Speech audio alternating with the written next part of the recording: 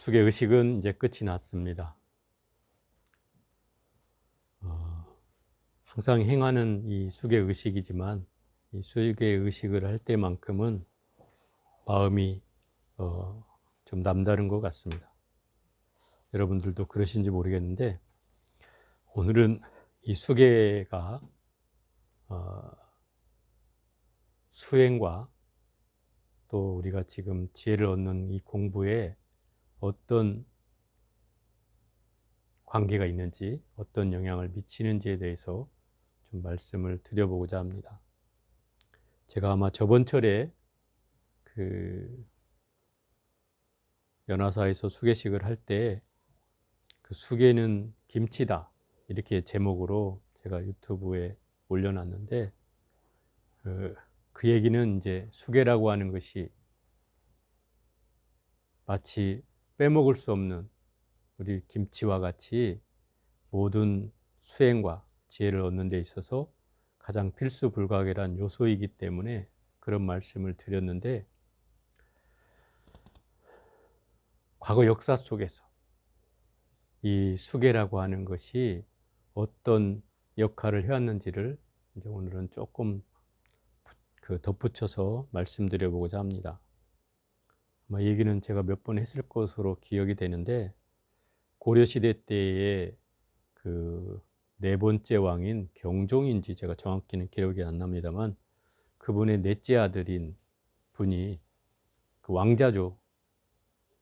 임금의 아들이니까 네 번째 왕자인데 호련히 떠나서 출가를 하게 된다. 이분이 중국에 유학을 갔다 와서 우리나라의 그 천태의 시초가 되었다. 그 천태종을 만든 장본인이기도 하고 그래서 천태 대각국사라고 불리게 됐어요.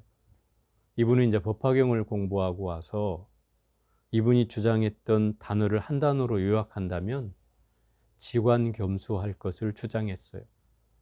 지관겸수. 지는 그칠지 모든 생각을 그쳐서 지혜의 눈으로 꿰뚫어 보는 관찰을 함께 닦아야 한다. 그게 지관겸수의 내용이었어요. 이 지관겸수는 우리 원각경에서 언급이 됩니다. 뭐 기억이 나실지 모르겠지만 그리고 고려 후기가 되면은 이제 불교가 좀 쇠락해 갈 즈음에 그 보조 진울국사라는 분이 등장을 합니다. 여러분도 뭐 역사책에서나 들었을 법한 이름인데 그 진울국사가 그 송광사 순천 송광사에서 이 선불교를 중흥하는데 그때 주장한 그 네 사자성어가 바로 정해쌍수라고 하는 거예요. 이 정해쌍수는 선정과 지혜를 함께 닦아야 한다 하는 그런 뜻이에요.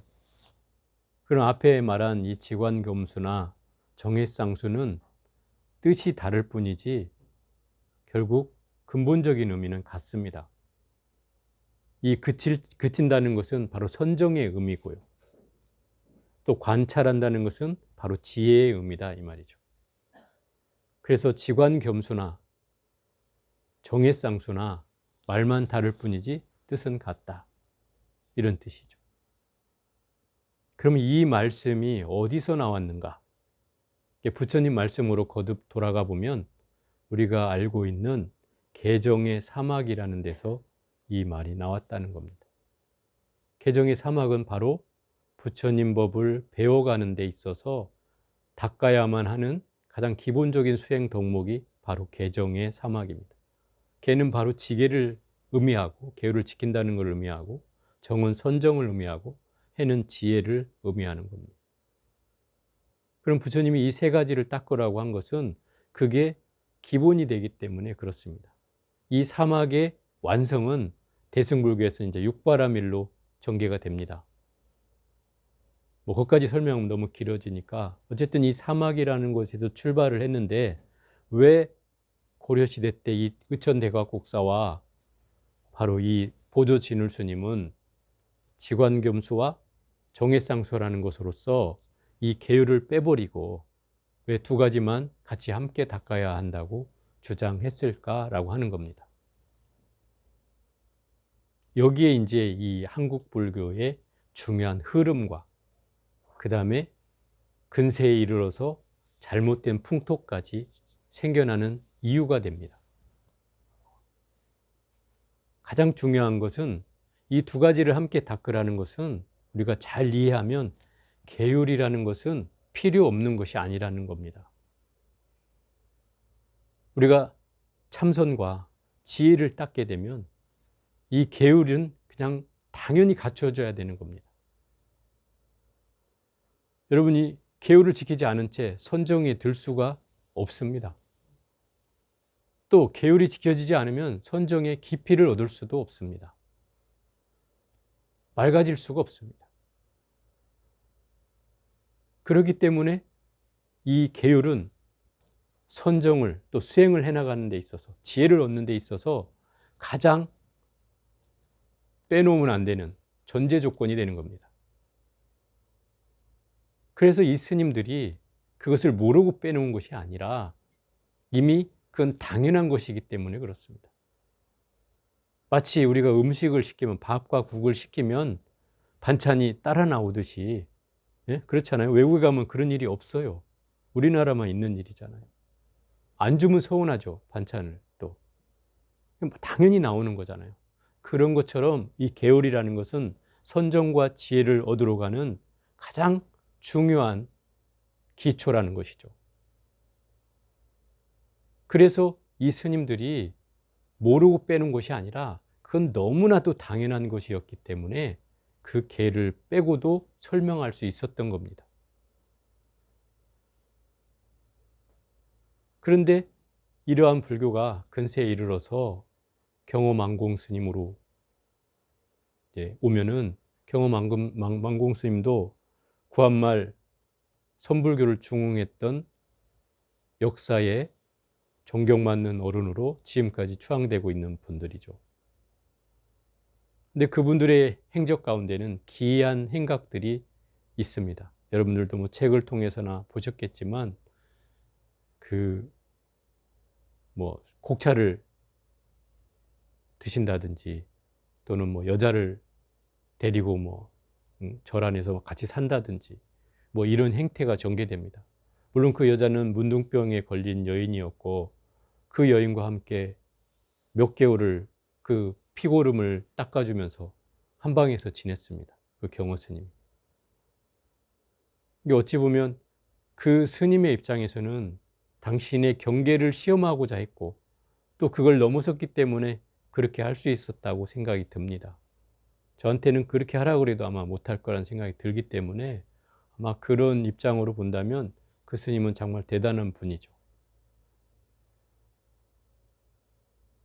그래서 여러분도 알고 있는 일화가 있잖아요. 그 망공 스님하고 이제 동안거에 들어가기 위해서 마실에 나가서 이제 탁발을 해가지고 이제 쌀가마를 이제 무겁게 지고 온단 말이죠. 그래갖고 옆에 망공 스님이 이제 스승하고 경호 스님하고 같이 가고 있는데 스승이 들 수는 없잖아요. 그래서 제자가 이제 낑낑거리면서 들고 오니까 망공아 이렇게 부르죠. 예 스님 이러니까 힘드냐 그러니까 네 그러죠. 그러자 저 우물가에서 물 기러 오는 아낙네, 그때 아마 아가씨는 아니었던 걸로 제가 기억을 하는데 그 여인을 어떻게 오고죠? 아낙네가 물동이면 손을 이렇게 잡고 오죠. 손을 쓸 수 있어요? 없어요? 없죠. 거기다 대고 이 경호 스님이 가서 입을 쭉 맞추고 당신은 태연하게 걸어가는 거예요. 그러니 우물가라는 곳은 어떤 곳이에요? 많은 사람들이 있는 곳이죠. 또 그 주변에 논밭이 있고 농사를 짓는 분들이 있었어요. 그 젊은 장정들이 그 모습을 보게 된 거죠. 그 벌건 대낮에 그렇게 행하고 경호 스님은 혼자 가버리는 거죠. 그러니 낫과 꽹이를 들었던 이 장정들이 저 중놈 봐라 그러고 쫓아오는 겁니다. 그 경호 스님은 휙 도망가 버린 거예요. 자기는 쌀가마 안 줬으니까 얼마나 냅다 잘 뛰었겠어요. 근데 만공 스님은 지금 상황 파악을 해보니 자기가 잡히게 생겼다 이 말이죠. 그래서 죽으라고 뛰어가지고 그곳을 벗어납니다. 헐레벌떡 벗어나. 그래, 한고개를 넘고 나서 경호 스님도 그러죠. 만공아, 그래도 힘드냐? 거기에서 이제 이 만공 스님이 깨달음을 얻었다는 거예요. 이게 이렇게 무의 행을 이 경호 스님은 보여줬다 이 말이에요. 여인을 만나든 뭐 문둥병 여인을 만나든 가리지 않았어요. 그 걸리지 않았다는 거예요. 물론 그 무의 행은 정말로 그 스님의 수행의 깊이를 더할 수 있는 중요한 내용이었지만 정작 그 후학들이 문제였어요.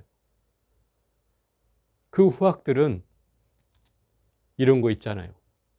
저 스님을 존경하면 그 스님의 모든 모양을 흉내내고 싶잖아요. 목소리까지도 흉내내고 싶고 또 그 스님이 하고 있는 제스처도 같이 흉내내고 싶고, 그죠? 그게 보통 제자들의 입장이라고 할 수 있어요. 근데 중요한 거를 닮아야 되는데 중요한 거는 안 닮고 그 외형적인 것에 취하게 된다 이 말이에요. 야, 술 먹어도 돼.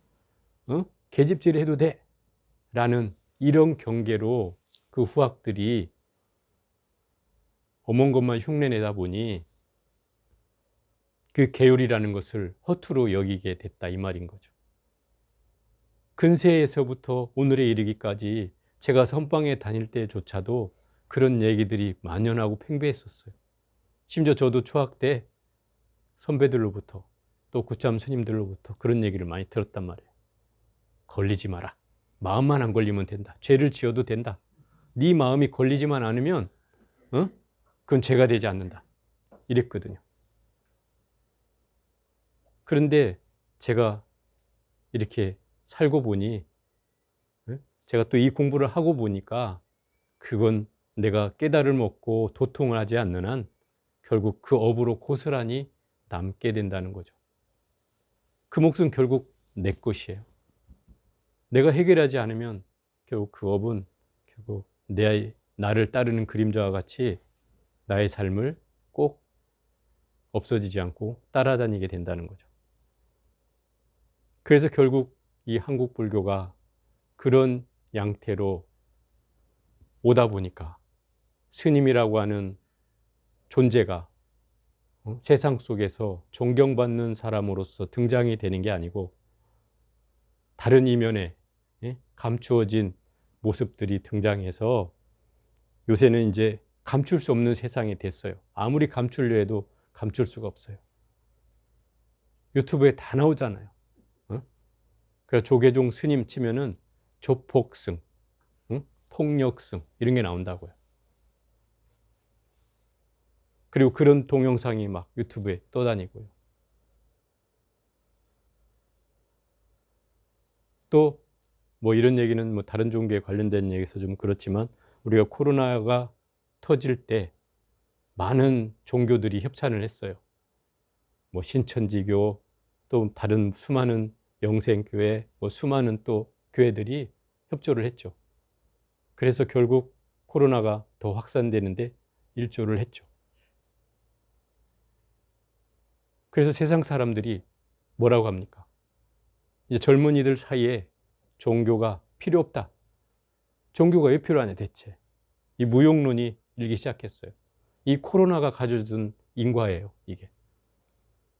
그래서 종교인들이 정말 부끄럽기도 하고 설 자리를 점점 잃어가고 있는 형국이고 또 신도수가 급감하고 있는 형태죠. 불자는 이미 500만 시대라고 얘기하고 있어요. 제가 불과 10몇 년 전에 1000만이라고 얘기했던 이 불교가 이제 500만도 유지하기 힘든 상황이 됐어요. 이 떨어지는 건 시간 문제죠. 왜?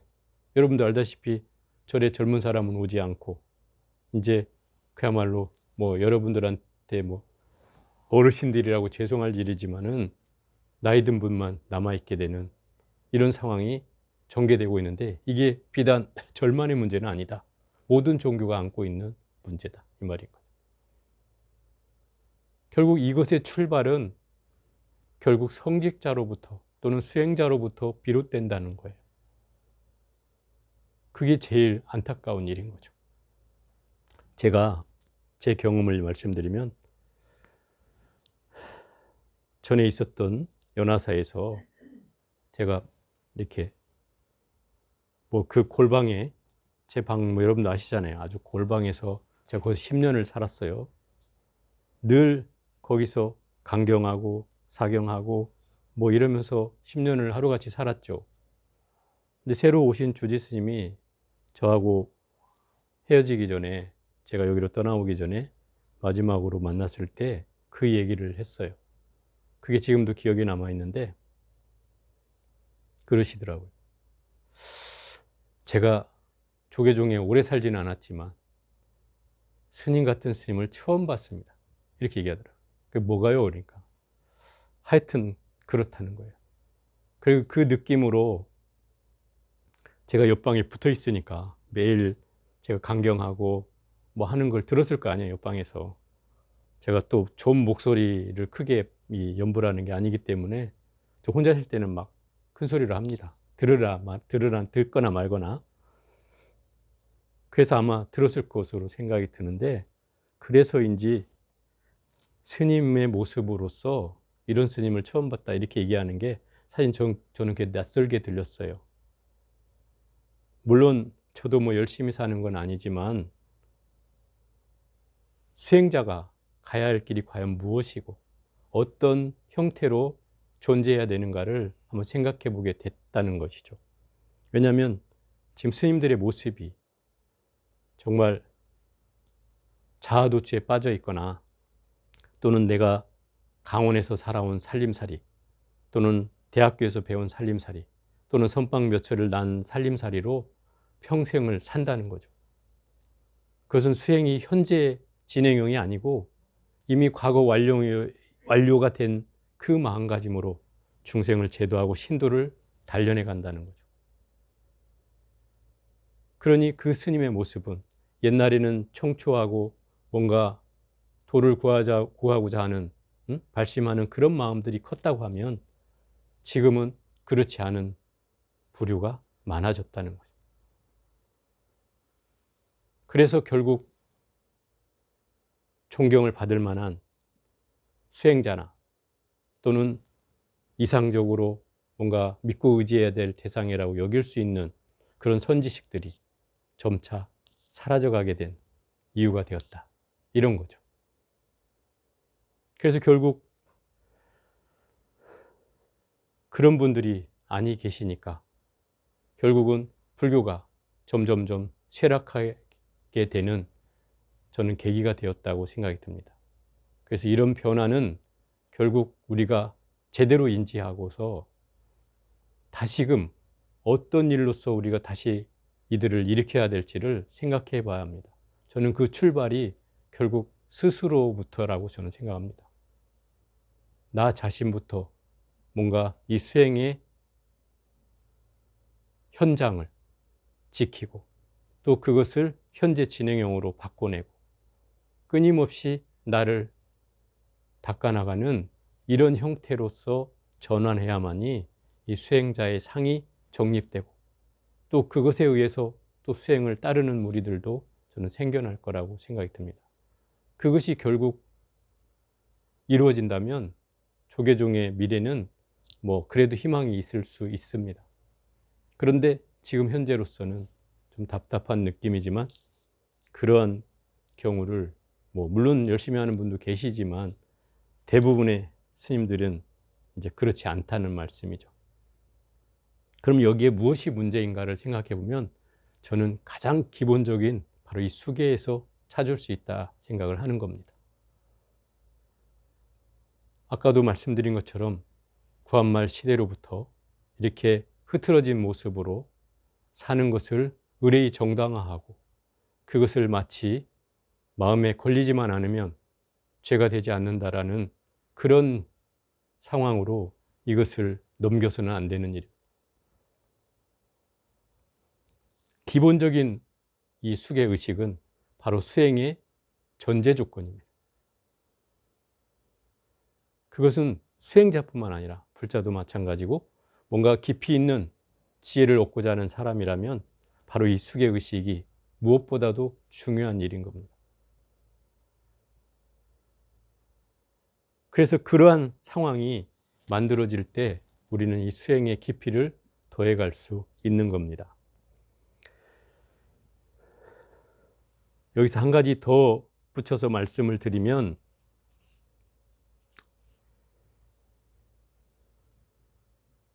그 공덕이라고 하는 것 한번 얘기를 해보겠습니다. 공덕이 제일 큰 것은 무엇일까요?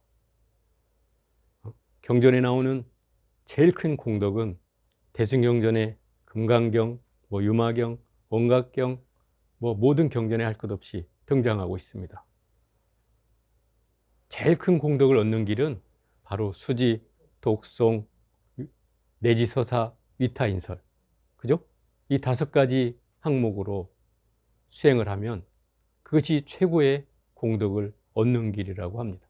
그죠? 여러분들도 다 배웠으니까 아실 거 아니에요? 근데 우리의 형태는, 또 우리의 행태는, 어디 큰 스님, 공덕이 많은 스님이 계시다. 그럼 또 거기 쫓아가고, 또 공덕이 많은 도량이 있다. 그럼 또 거기를 쫓아가고, 그죠? 영혼 있는 뭐가 있다. 그럼 또 거기를 쫓아가잖아요. 그런 마음이 우리에게 있죠. 정작 부처님 가르침을 제대로 배웠다면 거기에 현혹될 일이 없잖아요. 그럼에도 불구하고 우리는 그런 경계를 끊임없이 도전받고 있고 거기에 쉽사리 휩쓸리고 있다는 겁니다. 우리가 경전을 공부하는 이유는 바로 그러한 기준을 세우는 일입니다.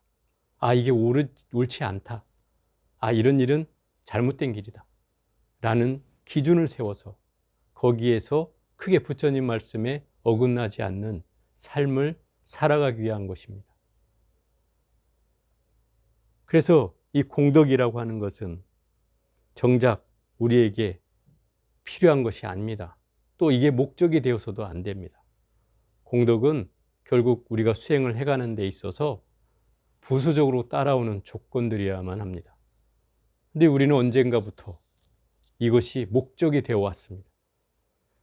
그저 가피를 얻고자 하고, 그저 소원을 이루고자 하고, 그저 공덕을 얻기를 바라는 마음이 우리에겐 너무 팽배해 왔습니다. 제가 언젠가도 말씀드렸지만 우리 불자들의 99%는 바로 여기에 매달려 있다는 겁니다. 그 사람들이 학력이 짧으냐? 아닙니다. 좀 절에를 적게 다녔냐? 아닙니다. 불교대학을 안 나왔냐? 아닙니다. 할 만큼 불교대학도 했고 또 수십 년을 절에 다녔고 나름대로 그런 경전도 배웠습니다. 그럼에도 불구하고 우리가 처음에 발길을 들였던 그 모습대로 지금껏 살아가고 있을 뿐이라는 겁니다. 그것을 바꿔내지 않으면 우리는 이 현주소에서 방향을 잃을 수밖에 없습니다. 수행자도 마찬가지고 신도들도 마찬가지인 겁니다. 그래서 제가 말씀드리는 거는 걔는 잘 지켜야 되는 겁니까? 잘 지키지 말아야 되는 겁니까? 잘 지켜야 되는 겁니까? 그렇다면 개를 지키기 위해서 고기를 안 먹어야 됩니까? 먹어야 됩니까? 예? 먹어야 됩니까? 제가 여러분들에게 이 얘기를 던진 이유는 어느 분이 5개를 지킨다는 이유로 고기를 안 먹겠다고 하는 분이 계셔서 하는 말씀입니다. 이것은 5개에 대한 상에 떨어진 겁니다.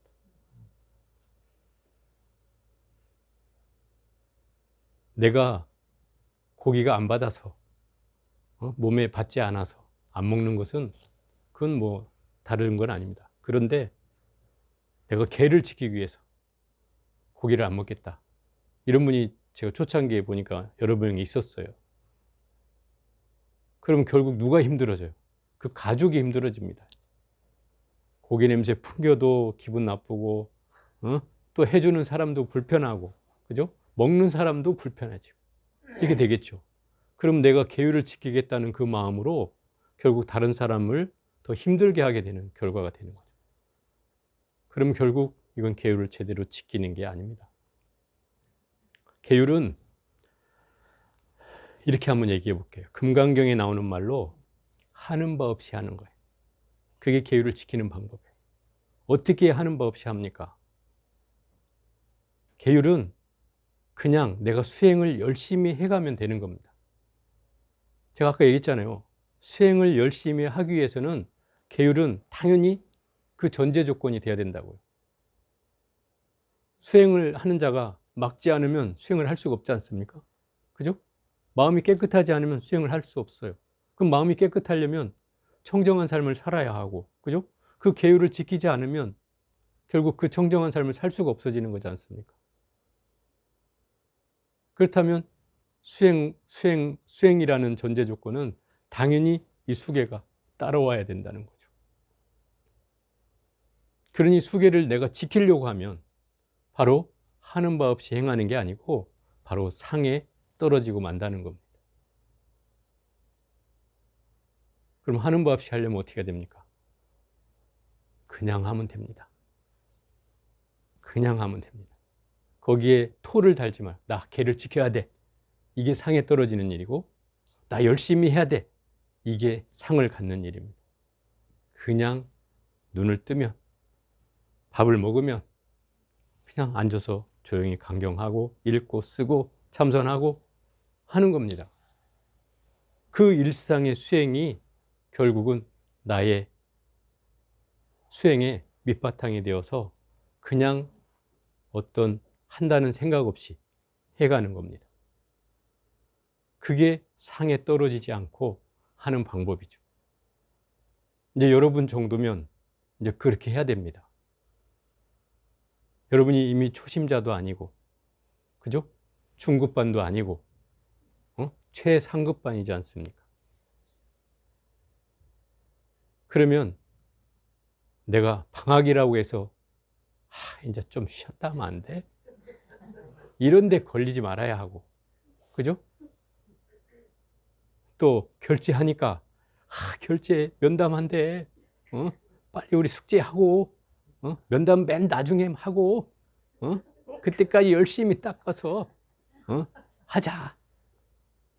결국 이렇게 하게 되면 마음이 할 때와 안 할 때 마음이 어떻게 해요? 다르죠. 결국 이런 상에 또 떨어지게 되면 늘 이게 나의 발목을 잡고 늘 반복됩니다. 이게 또 습관이 되거든요. 몇 분만 해보면 또 습관이 돼서 그걸 반복하고 있어요. 잘못되는지 잘 되는지도 구분하지 못한 채 나 이렇게 살았어. 이렇게라도 하면 다행이지. 안 하는 것보단 낫잖아. 여러분들 잘하는 말이죠. 안 하는 것보단 낫잖아. 하고 있거든요. 결국 그 모양새로 나를 끌고 가서는 안 된다는 거죠. 저는 이제 여러분한테 뭐 채찍질도 하지 않고 또 강요도 하지 않고 그냥 여러분을 지켜볼 뿐입니다. 제가 초학 때는 여러분한테 엄청난 폭탄 사경도 줬고 아뜨거라 싶어서 다시는 그런 생각을 일으키지 못하도록 전 나름 방편을 썼다고 생각했는데 그 유효기간이 얼마 안 되더라고요. 그 유효기간이 끝나고 나면 또다시 자기 습관이 나와서 결국 그리 돌아가게 되더라고요. 그래서 지금은 제가 그냥 지켜볼 뿐입니다. 이번에 우리가 한철 동안 이 망어에 대한 참회를 했습니다. 그 참회를 하면서 느낀 것은 이 망어를 참회하니 망어의 업이 더 일어나는 것을 알게 되었어요. 여러분은 느끼셨는지 모르겠는데 망어를 참회하고 나서 망어를 또 짓고 있는 그 본인을 느꼈다면 그 사람은 그래도 한 단계라도 본 겁니다. 그런데 제가 보니까 왜 그 망어를 참회했는데 망어의 업이 또 일어나지? 이 생각을 하게 된 거죠. 그래서 저를 돌아보고 또 여러분을 지켜보니까 이 참회라는 것, 이 보현행품에 나오는 말로 성심참회가 돼야 돼요. 성심참회는 뭐예요? 정성스러운 마음으로 한결같이 참여를 해야 된다는 거예요. 물론 그런 분도 있겠지만 대부분의 사람은 스님이 그냥 앞에서 부르니 따라서 고개 쳐받고 그냥 참여를 할 뿐이죠. 그러니 참여를 하고 나도 업이 다 사라지는 게 아니고 뭔가 남아있는 찌꺼기들이 계속 일어나는 거죠. 그래서 더 많은 업들을 참여하고 나서 짓고 있는 거예요. 떠드는지 모르고 떠들고 있고, 또 막 목소리 커지고, 제가 문을 안 열고 있어 보면 다 들려요. 문을 열어놓으면 자 있잖아 이렇게 귓속말로 해. 좀 조용히 시키려면 제가 문을 열어놔요. 그러면 좀 조용해지고, 문을 닫아놓으면 뭐 스님이 듣거나 말거나 이제 그런 현상이 일어나더라 이 말이에요. 그래서 이 업이라는 건 자각하는 데 있어요. 핵심은 거기에 있어요. 자각하는 데. 그럼 여러분이 스스로 그 업을 일으켰다는 것에 대해서 자각을 해야 그 업이 녹는 것이지, 그걸 사경을 백날 쓴다 한들 그 업이 사라지진 않아요. 왜? 현재로 업을 또 짓고 있기 때문에 그런 거예요. 여러분의 업을 없앨 수 없는 이유가 바로 거기에 있어요. 내가 끊임없이 지금 이 순간에도 업을 짓고 있기 때문에 그런 거예요. 업은 선악만 있는 게 아니에요. 선도 아니고 악도 아닌 업이 있어요. 그것을 무표업이라고 해요. 무표업. 드러나지 않은 업이라는 거예요. 예를 들어서 멍하게 있어. 스님 저는 선도 짓지 않았고 악도 짓지 않았어요. 가만히 있었어요. 무슨 내가 업을 지었다고요? 이렇게 얘기하는 사람도 있는데, 그런 사람은 멍 때리고 있는 것도 업이 되는 거예요. 어떤 사람은 이렇게 얘기하죠. 스님 멍 때리면 사람 스트레스도 풀리고 좋습니다. 왜 그걸 업이라고 합니까? 이렇게 얘기할 수 있는데, 그것은 무표업이라니까요. 선도 아니고 업도 아닌 악도 아닌 그런 업이 있다 이 말이에요. 드러나지 않을 뿐이지 업이 된다는 거예요. 그럼 멍하고 있어 보면 좀 편해진다고 하는데, 그러면 저기로 가야죠. 동물로 가야죠. 왜? 어리석은 거다 이 말이에요. 어리석은 거예요, 그거는.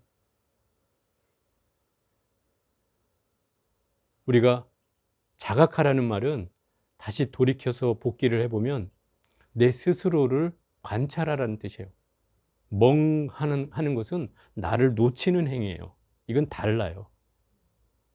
이것을 무슨 뭐 불교의 뭐 어떤 데다가 갖다 붙이면 안 돼요.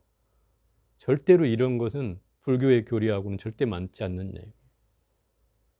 불교는 자각이라는 말에서 모든 게 다 나와요. 자각이란 결국 내가 나를 지켜본다는 뜻이고, 그 지켜본다는 것이 성성하게 깨어 있어야 된다는 뜻이에요. 흐리멍텅해져 있어서는 되지 않는 거예요. 여러분 생각해 보세요. 정진하다가 졸면은 나를 놓치잖아요. 당연히 놓치죠. 호흡도 놓치고, 나무불도 어디 갔는지 삼천리 팔천리로 다 도망가 있고 놓치잖아요. 이미 자각을 못하고 있는 순간이 온단 말이에요. 멍해지면 그런 거예요. 그걸 갖다 붙이면 안 된다. 그래서 이 업을 전환시키는 것은 바로 그 자각에서 나온다는 거예요. 그렇기 때문에 제가 여러분한테 그 자각까지는 줄 수 없다 이 말이에요. 그 자각은 여러분 스스로가 하는 거잖아요. 제가 주는 게 아니고. 그러니까 결국 이 공부가 어려운 이유가 거기에 있는 거예요. 포인트가 거기에요.